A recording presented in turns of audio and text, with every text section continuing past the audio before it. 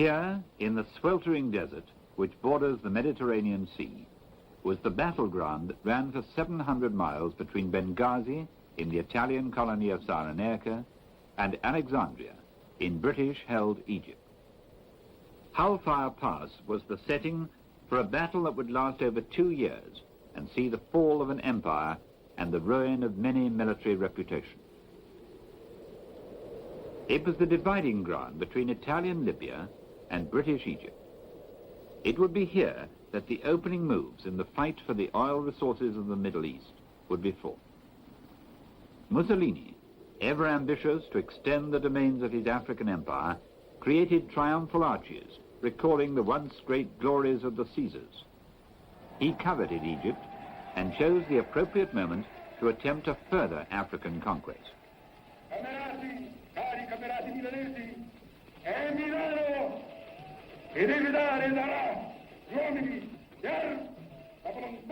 Hitler had crushed France and threatened Britain with invasion.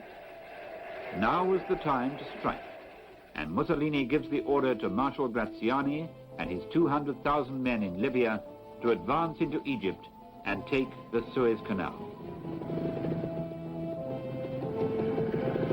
The Italian army sets off with cheerful confidence, equipped with weapons dating back to the First World War. Across the Egyptian frontier, the British army awaited the attack with a total strength of 36,000 men. Outnumbered, the British soldiers merely fall back. On the 16th of September, the Italian advance had pushed into Egypt some 60 miles and stopped at the modest fishing village of Sidi Barrani, which Italian propaganda turned into a major town. The Italians dug in and erected memorials to their conquest. On a December morning, the British, under General Wavell, attacked.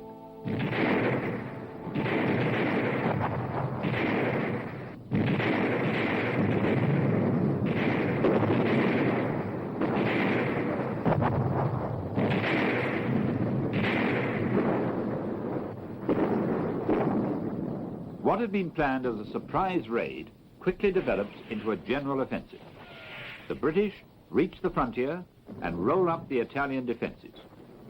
The Italians had believed themselves safe behind their barbed wire, minefields, and fortified camps.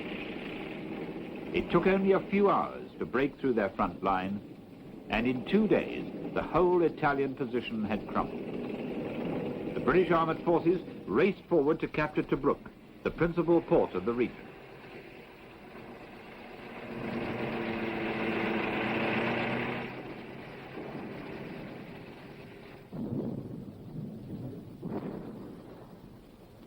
The significance of this victory is explained by Major General David Belcham, who was in charge of intelligence for the British Army in the Western Desert.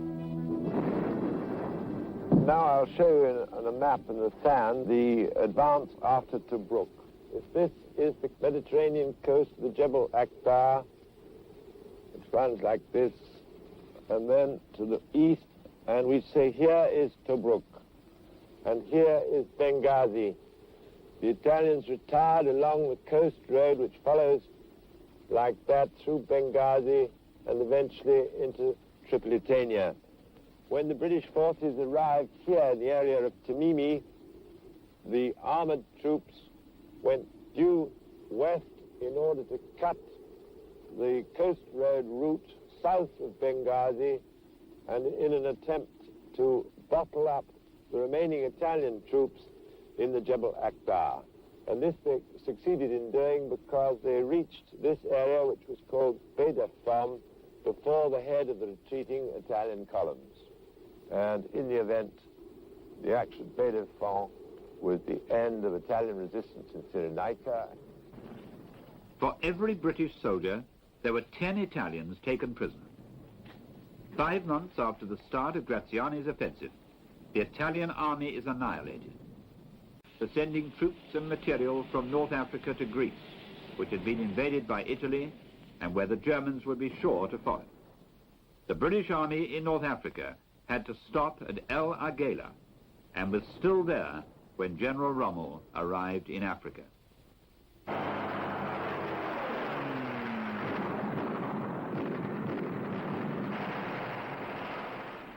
General Erwin Rommel arrives in Tripoli on February the 12th, 1941.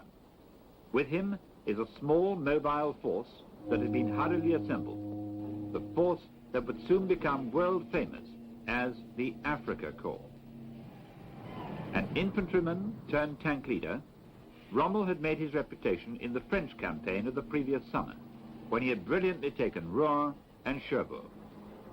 He has no experience of desert warfare, but believes in rapid movement. On his arrival, he remarks that if Wavell had continued his advance into Tripolitania, no opposition worthy of the name could have been mounted against him. The British believe that it will take Rommel 3 months to adapt to the conditions of desert warfare. It takes him only 6 weeks. His mission is purely defensive, to prevent the British from taking Tripoli. But Rommel doesn't see it like that.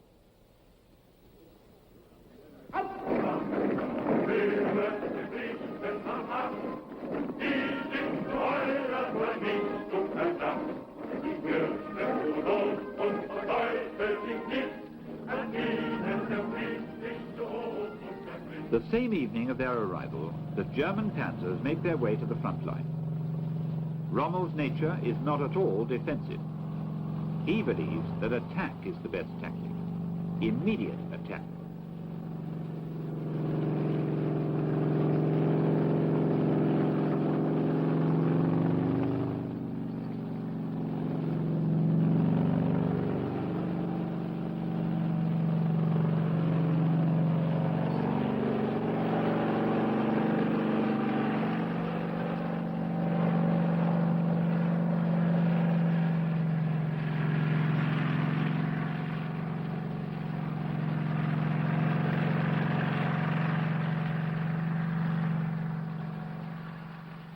Even before the rest of the Africa Corps have left the Italian ports, he attacks with the forces already landed.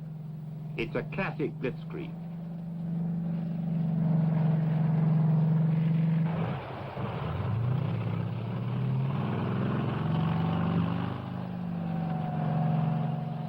On the last day in March, he strikes at the British positions in El Agheila and crushes them quickly. Wavell's forces have been weakened by the removal of the best troops to Greece. It takes Rommel only 12 days to push the British army back 500 miles to the Egyptian frontier and to wipe out all their gains of the previous month. General O'Connor, the commander of the British troops, is captured. It's through his successful use of lightning attack that the Rommel legend grows almost overnight. His personal contact with the frontline soldiers endears him to the Africa Corps, who say, to the right, nothing. To the left, nothing. In front, Rommel. He also earns the respect of the British soldiers, whose own generals are usually unable to cope with his tactics. Even British intelligence spreads his fame by distributing his photograph to frontline troops with the caption, "This man is dangerous."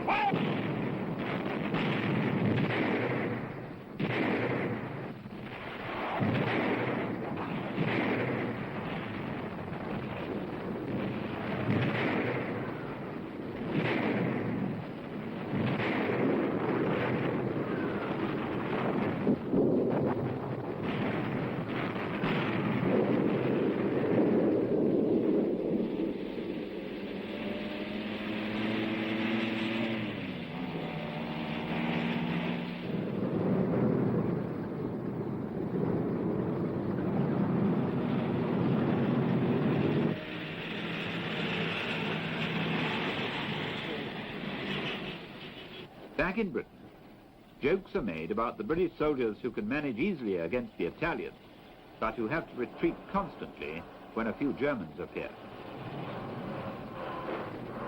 Rommel's army, is in fact much better equipped than Wavell's. The German tanks are heavier and better armed. But it's his superiority in tactics that continuously pushes the British back. He's more daring and imaginative than his opponents.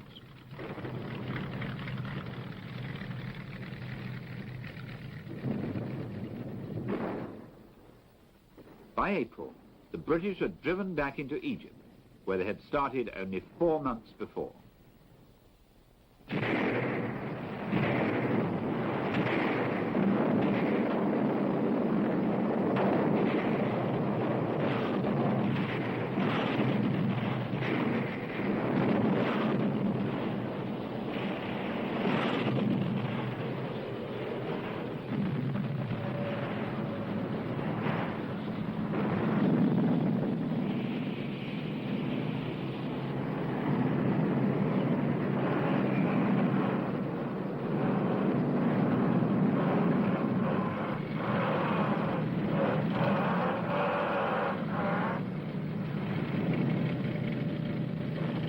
More than anything, the Germans need to control the Mediterranean.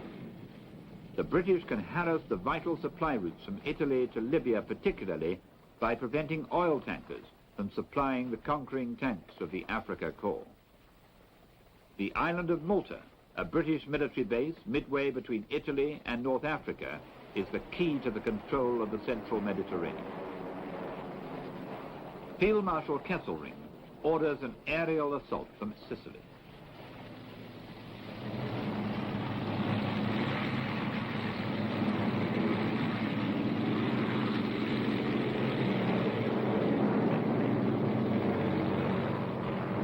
Waves of Messerschmitts and Heinkels fly thousands of sorties. Day after day the raids continue, but Malta, which experiences the heaviest concentration of bombing in the war, holds out against all odds.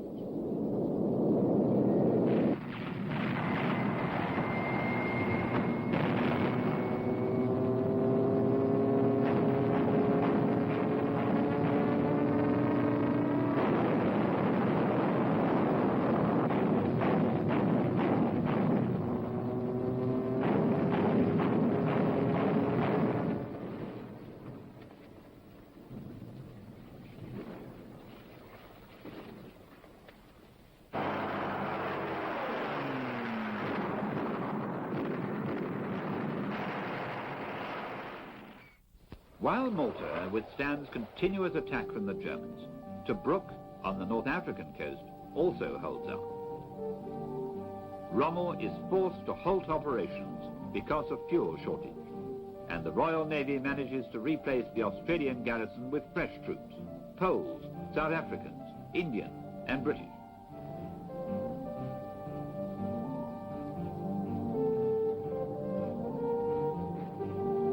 They dig themselves in around the rocky perimeter of the port like so many desert rats. The desert war becomes a stalemate. After the disastrous campaigns in Greece and Crete, Churchill pushes General Wavell into an unsuccessful attack against Rommel's Africa Corps, and when he fails, replaces him with General Auchinleck. General David Belsham and Field Marshal Lord Harding remember the situation.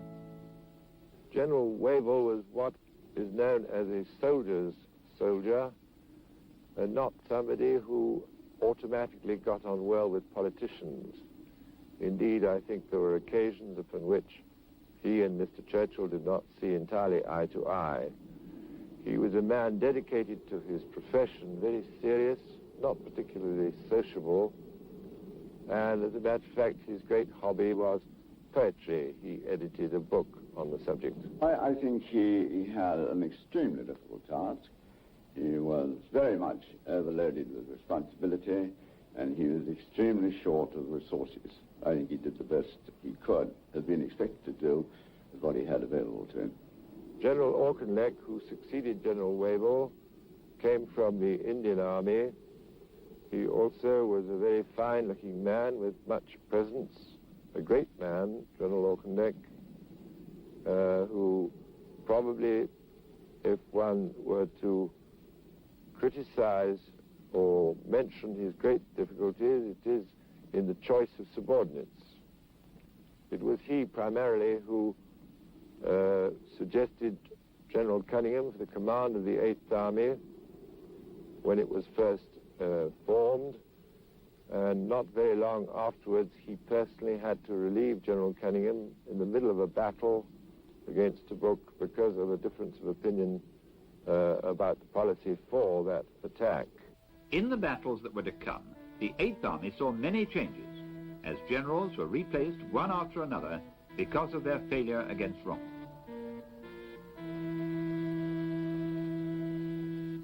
The British Desert Army is now very much an empire force, as it assembles in its ranks the troops of India, South Africa, New Zealand, and Australia.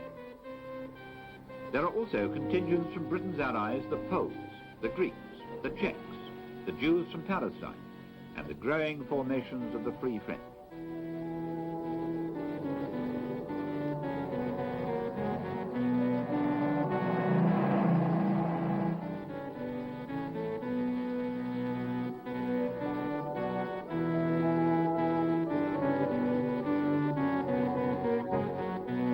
Elsewhere, in East Africa, the British forces, aided by the 1st Free French Division, had defeated the Italians in Eritrea and Abyssinia and restored the Emperor Haile Selassie on his throne.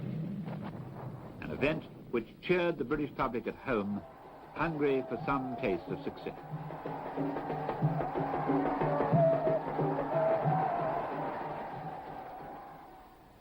Two years after the defeat of France, the French army in Africa assembles in Egypt. Soldiers from all the French colonies gather to continue the fight against the Germans. General de Gaulle arrives to review his new army, which will regain honor for France.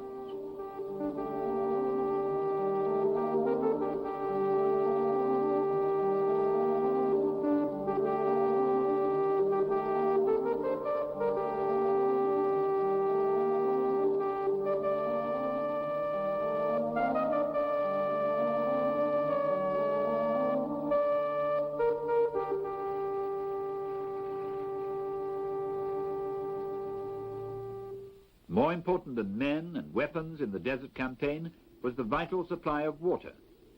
Water, the essential element of life and war, became the greatest prize of all. To collect it and keep it demanded great ingenuity. The Germans designed a container which the admiring British copied and named the jerrycan, a word that would become part of the language. Their own water cans had not been able to stand up to the rough desert conditions. To ensure water supplies, pipelines were built and canals dug. Water trucks and storage depots were prime targets that had to be well protected.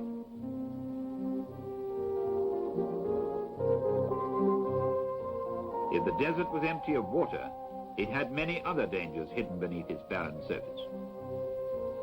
The opposing armies had planted thousands of mines, which even today kill wandering Arabs.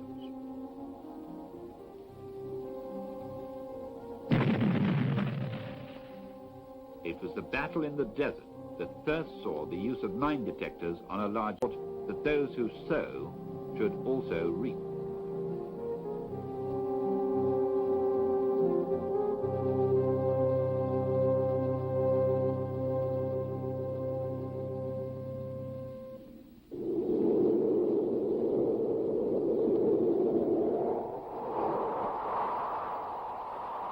The conditions were harsh for those who fought in the western desert. Sudden sandstorms would spring up to harass unwary campers or convoys caught in their path.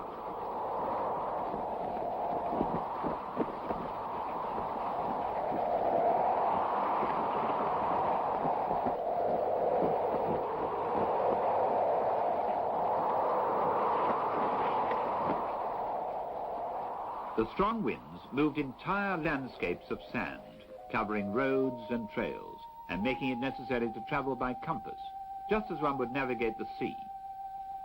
Trucks in convoy had to cling together to avoid being lost in the trackless waste. The sand penetrated everywhere and spared neither men nor animals. The intense heat, which beat down relentlessly during the day, could kill any living thing without water or shelter.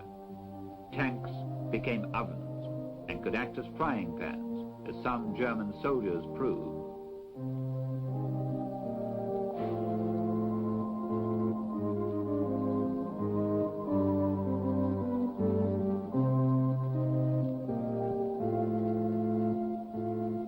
Perhaps the greatest scourge suffered by the desert soldier were the masses of flies that appeared whenever the troops gathered for refreshment and food.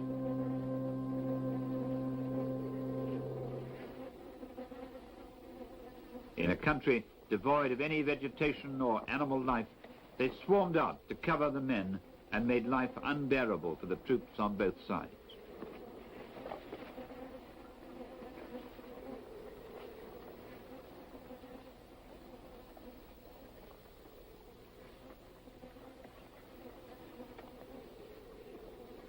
When not protecting themselves from the flies, the soldiers had to watch out for other pests, like scorpions and snakes. The soldiers who could get to the coast enjoyed the luxury of splashing in the sea water.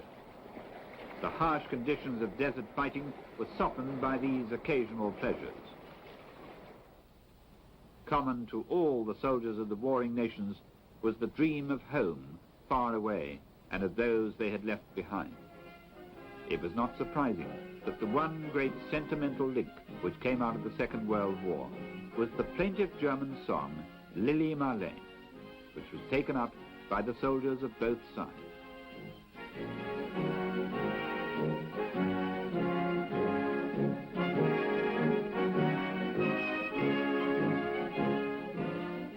The conditions, which were the same for all the fighting men, gave the Desert War a feeling of common dangers shared.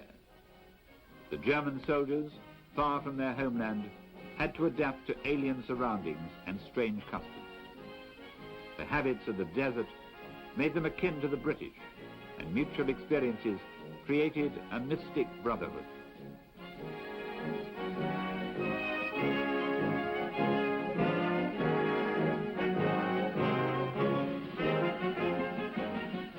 During the 3 years of the Desert Campaign, there was no home leave for British soldiers.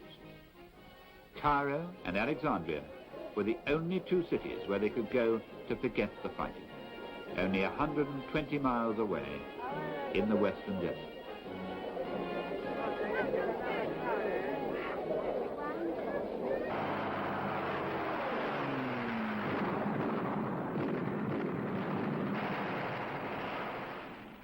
Rommel decides to take the offensive once more, and his tanks roll forward on May the 26th, 1942. He has received new and better armor and given new life to the Italian army. With characteristic speed, Rommel, the Desert Fox, unbalances the British defense by outflanking movements and attacks their static positions from the rear. In the space of a year, Rommel has come to know the desert, and he uses it to full advantage. General Koenig commands the 1st Free French Brigade entrenched at Bir Hakeim, an outpost guarding the approaches to Tobruk. He has served in Africa all his life and is at home in the desert. Expecting an enemy attack, he has ordered 1,200 defensive positions to be dug into the rocky ground. The French force consists of 3,600 men from all parts of the French Empire. The anti-aircraft guns are manned by French Marines, and the infantry comes from the Foreign Legion. They have 50 cannons and no tanks.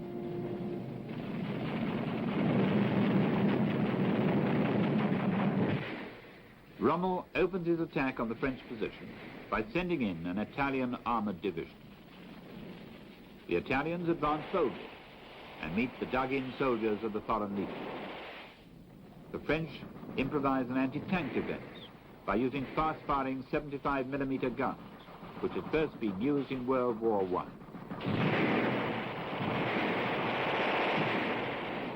Although the Italians bravely attempt to break through, they are stopped, leaving 32 tanks and armored cars burning in front of the French entrenchments. Rommel has to reinforce the Italians with the veterans of his own Africa Corps. The Germans cut off the French and begin an all-out attack to remove the last obstacle on the road to Tobruk.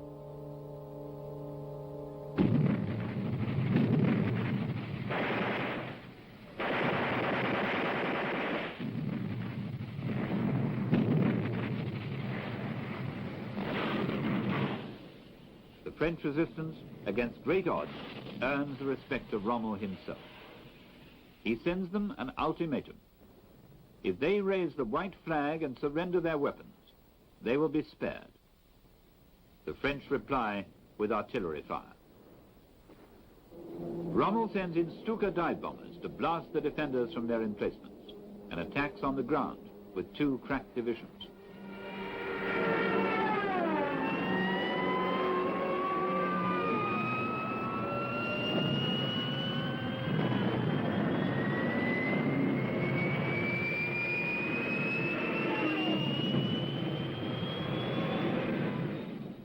In the end, the pressure is too great, and General Koenig decides to try and break out of the German grip at night. By choosing an unexpected direction, the French drive through the center of the German lines and after fierce hand-to-hand fighting, cut their way out to join the main body of the British Army 30 miles away.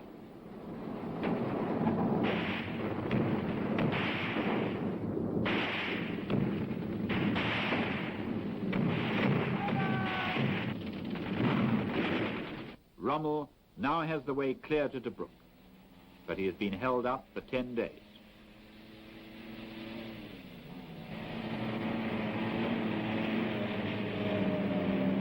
The Africa Corps is determined that this time the British will not hold out in Tobruk as they did in the previous year.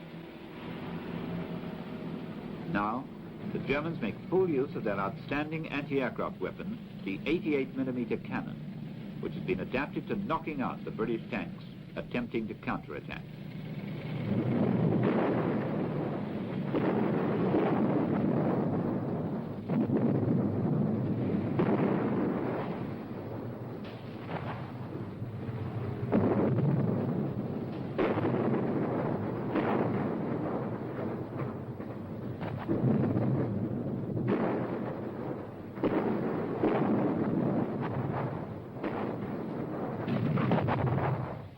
Rommel urges on his soldiers, and on the morning of June the 20th, they're in sight of Tobruk. British shipping is caught in the harbour.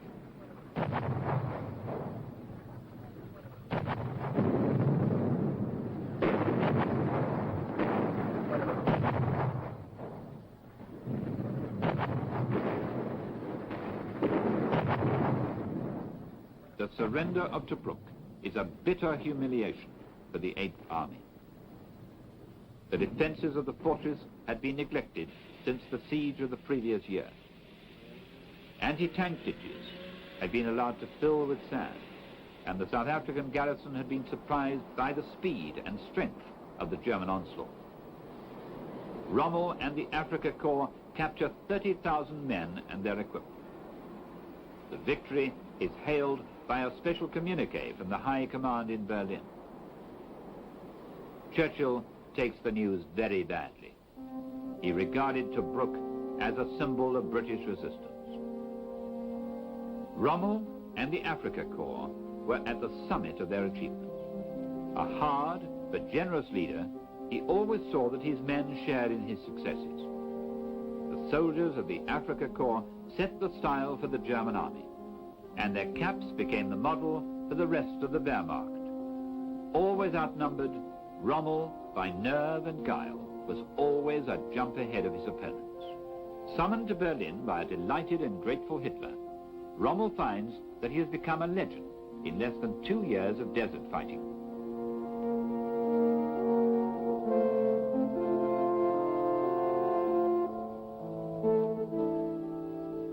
Hitler makes him a field marshal, and the inevitable triumph of German might seems unquestioned. Rommel, the good soldier, still believes it possible to fight a gentleman's war during the reign of Adolf Hitler's Third Reich.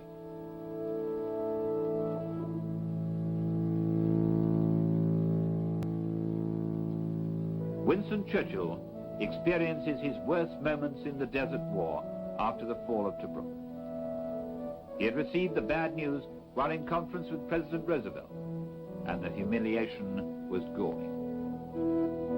In Cairo, the soldiers give him an enthusiastic welcome, and it seems to hearten the troubled British leader.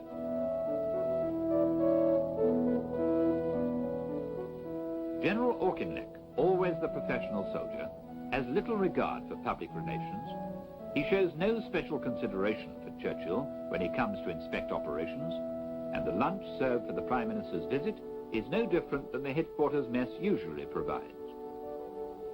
Taking things in hand personally, Churchill orders an immediate counterattack. Auchinleck refuses.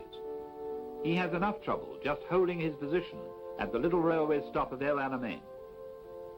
Auchinleck had carefully chosen the ground for the final stand. It was the only spot where both his flanks were secure.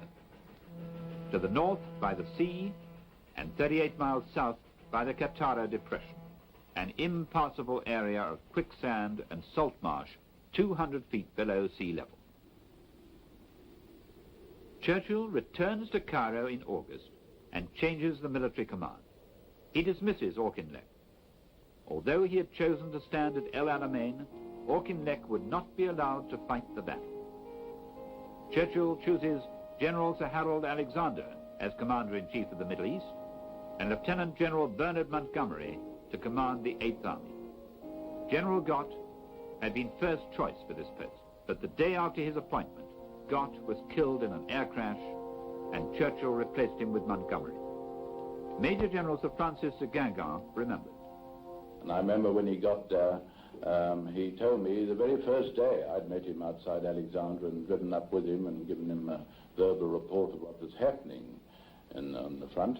And he told me to get all the staff assembled on the Wyses Bridge that very evening. And I remember saying, okay, it's going to be very difficult. So he said it was got to be done.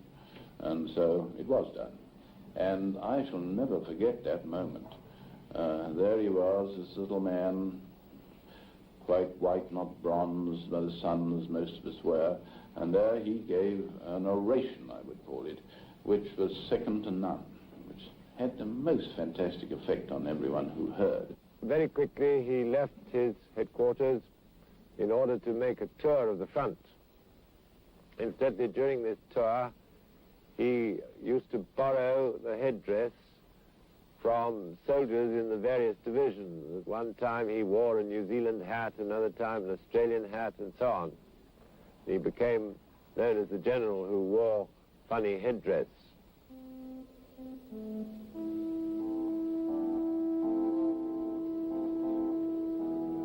When I arrived at the headquarters of the 8th Army on the 13th of August, 1942, at about 11 o'clock in the morning. Now, when you take command of a large army that is at close grips with a victorious and skillful enemy, you can't afford to make mistakes. I then insisted that all existing plans and orders for withdrawal must be cancelled. If Rommel attacked, we would fight at Alamein. If we couldn't stay there alive, we would stay there dead.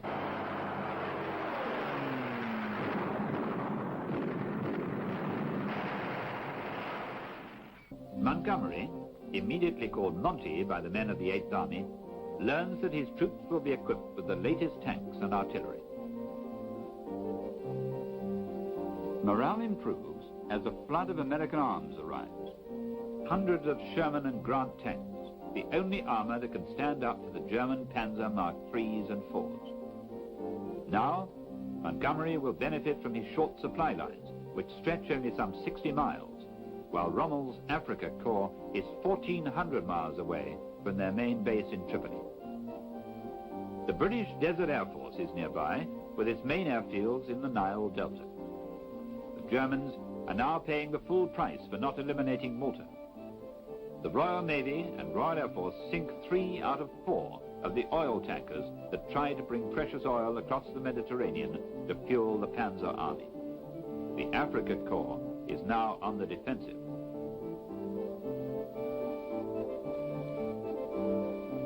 Montgomery institutes a physical fitness course for the whole army. The soldiers must undergo rigorous training, and the officers, up to the rank of lieutenant colonel, must be under 30 years of age. Montgomery also saw to it that even the lowest private was carefully briefed as to what was expected from him. Churchill wanted Montgomery's offensive to start in September, but Monty insisted on a later date. He would not begin an attack without absolute superiority. I remember one day General Alexander, who was then Commander-in-Chief Middle East, having taken over from Auchinleck, came up and arrived, and Monty took him into his caravan. He asked me to join him. And I sat in the background as usual with a pad, taking down any notes which I thought were important. And Alexander showed Montgomery a signal he'd received from Churchill, pressing Alexander to order Montgomery to carry out this offensive in September. He felt October was too late. I think one of the reasons was this coming landings in North Africa, in Algiers. And he wanted this battle to be well underway and prevent reinforcements from going over to the west of the Mediterranean. Well, Monty listened for a bit, and after Alex had said, well, now, what shall I say? Monty said to me, "Freddie, give me your pad." And he took my pad and I got a pencil, and he wrote a signal. And he passed it to Alex, and he said, "Send that." And the gist of it was that if you want me to attack in September, it'll probably be a failure. If I can wait until October, I guarantee a victory. The sun was setting over a darkening desert on October the 23rd, when 200,000 British troops and 1,000 tanks moved into position. Monty sent every man a personal message which stated that the battle about to begin will be one of the decisive battles of history. It will be the turning point of the war. As planned, the British guns opened fire at exactly 9:40.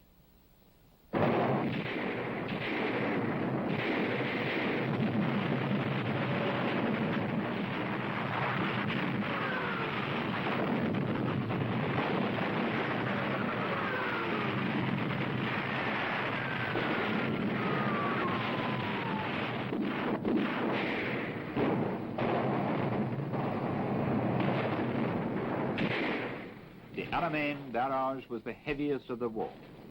It could be heard back in Alexandria. Nearly 1,000 guns fired together. The shelling completely disrupted the enemy communication system, and the Africa Corps was thrown into confusion. The British attack did not go entirely according to plan either. The German minefields, which stretched for 3 miles, were thicker than expected, and the British tanks were badly caught in the middle. Heavy losses dismayed the first formations of the assault. The Germans fought harder than had been expected and desperately held their ground.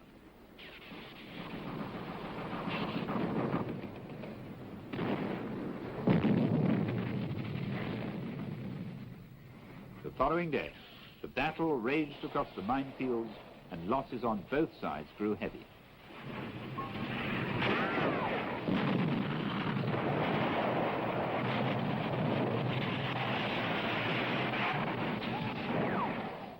The Africa Corps lost its commander, who died on the battlefield, and Hitler ordered Rommel back to Africa from his sickbed in Austria. The British attack had faltered, and the exhausted units were vulnerable to a counter-thrust. But Rommel had not yet returned, and the weary Africa Corps could not seize their last opportunity to regain the initiative. Montgomery had lost over 200 tanks, as many as the Germans had started with. His infantry had suffered high casualties, particularly among the Highlanders, the Australians, and the South Africans.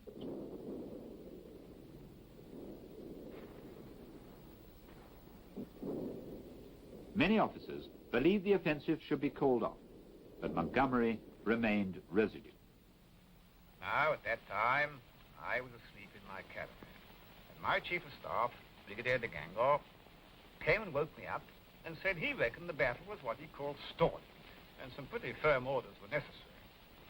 He had summoned the 2 corps commanders on the northern flank to come and see me. Was that right?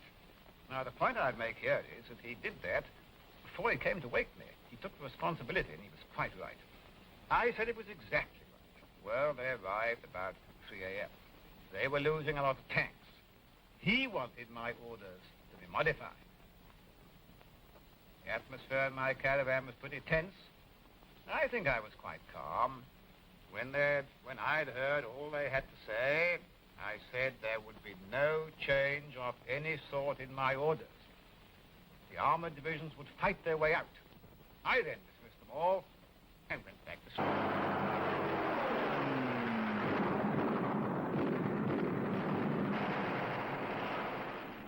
Rommel is back in Africa, sick, depressed, and furious with the Italians who no longer supply his forces. He is disappointed by Hitler, who is willing to sacrifice his army for a few yards of sand.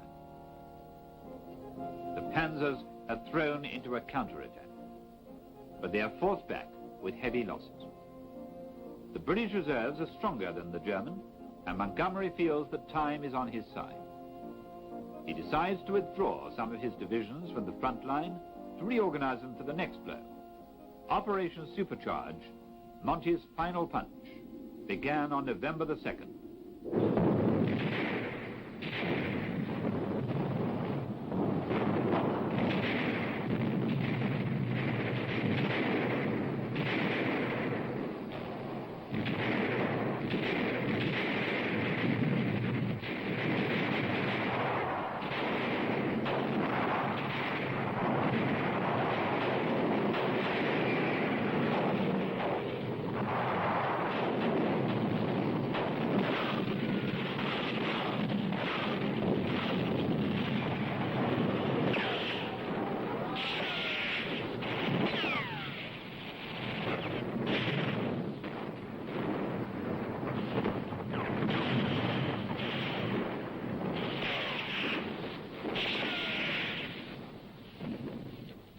Tough Africa Corps fought as strongly as ever for their commander. But Rommel was down to only 35 tanks, and the British still had 600. Slowly, the Germans began to yield. Rommel saw that he must withdraw or have his infantry destroyed by the British army. Hitler ordered him to stand and die at Alamein, but Rommel convinced him to cancel these instructions. On the afternoon of November the 4th, the Desert Fox orders a general retreat, and the Africa Corps take all the remaining transport for the rush westward, leaving thousands of Italians behind. They surrender in divisions. The Second Battle of El Alamein is over, and as the British Army collect the survivors of the once invincible Africa Corps, General Alexander signals Churchill to ring out the bells, which Churchill promptly did. To impede Rommel's retreat, Montgomery sends out the Desert Air Force.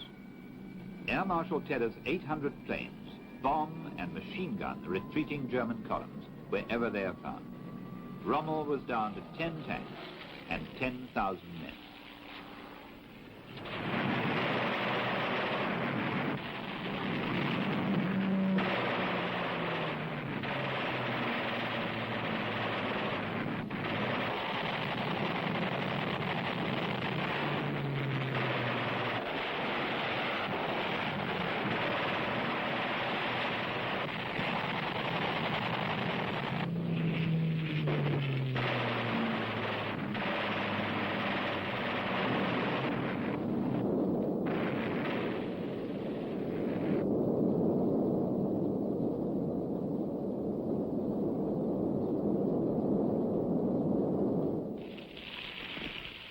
Montgomery's commanders were all for catching up with Rommel and forcing a final showdown. But Monty did not wish to risk having to come back again, like the others. Rommel was as good a general in retreat as he was in attack, and he managed to keep his force together all the way back to Tripoli. 3 British armored divisions chased him all the way. One, the famous 7th, nicknamed the Desert Rats, had fought continuously since 1940. Past Mersa Matruh, past Sidi Barrani, through the Hellfire Pass, Rommel fell back, fighting all the way. To the delight of Churchill, Tobruk fell.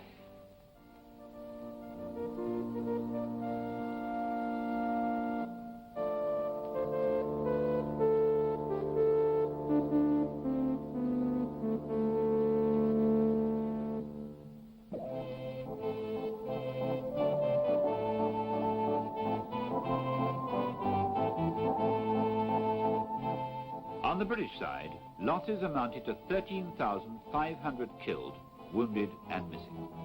The Axis had 10,000 killed, 15,000 wounded and 30,000 taken prisoner. It had been a killing match, a First World War battle fought with Second World War weapons.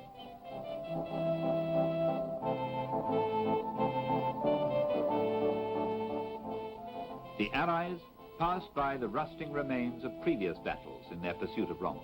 Benghazi fell in turn. El Agheila was reached on November the 24th, a month after El Alamein began. Finally, Tripoli fell on January the 23rd, 1943. Montgomery parades the 51st Highland Division to mark the event.